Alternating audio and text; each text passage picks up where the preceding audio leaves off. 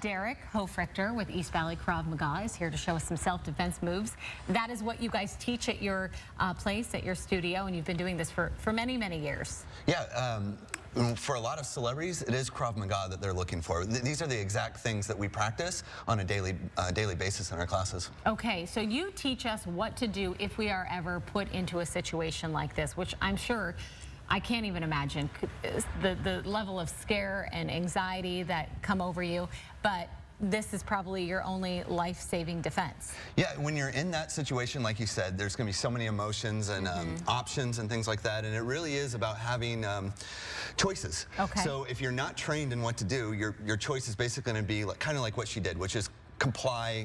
I heard that she begged and pleaded for her life, which worked out for her in this scenario, so it actually worked out well. But if things had gotten worse, or let's say her kids had been with her, she may have needed an additional option to try to change the outcome by fighting back. So what is Krav Maga? Can you show us some moves and kind of tell us about it? So it's an Israeli self-defense system for men, women. We even teach children. It works for everyone. So yeah, we can show you a few techniques that we could use in that scenario. Okay, so you have a fake gun. We have a fake rubber gun here that we use for training purposes. Okay. And so when we're talking about something like being held at gunpoint, which is actually, we train a lot of people who have had this happen and they come in, the first thing we talk about is if the gun is pointed at us and we decide we need to make an action, we need to divert the line of fire. We need to move it. So she can use her right hand and she can move the line of fire. From there, once she does that, she wants to control the weapon. So even if we get to this point and we're in a struggle, the weapon's no longer pointed at her. So even if it were to go off, right, it's going in a different direction. From there, she can start fighting back, right? She can kick and do other strikes until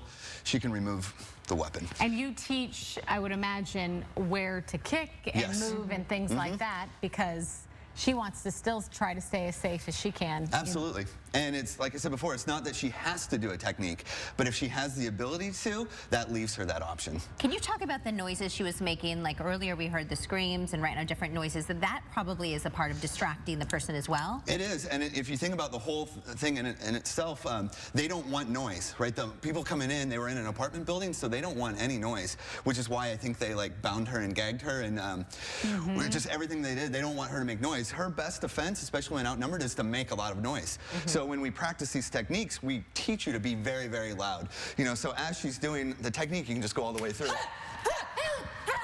Right? She's screaming and making noises. Not only is that affecting me as the attacker, but that's drawing attention to her apartment. Maybe neighbors might hear something and call for help. Or if she's in a parking lot or something like that. Yes. Now, you have classes, I'm assuming, right? Yeah, we do classes 6 days a week, lots of classes, about 25 classes a week.